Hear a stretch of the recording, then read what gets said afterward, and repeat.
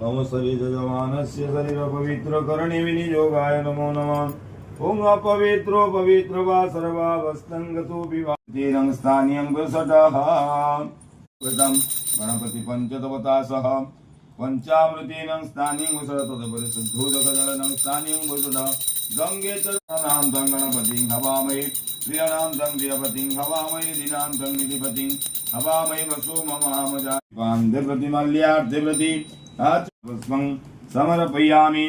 ओम प्रजापतये स्वाहा इदं प्रजापतये नमः। ओम अग्नये स्वाहा इदं अग्नये नमः। ओम इंद्राय स्वाहा इदं इंद्राय नमः।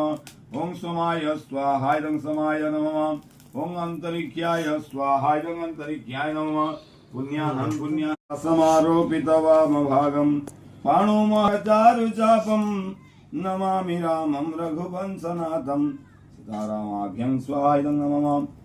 हाय सांग मैंने तो ये होम सरी जाइए आज बैशाखी पूर्णिमा थिला से घरे टिके शांति होम होती तो होम सरी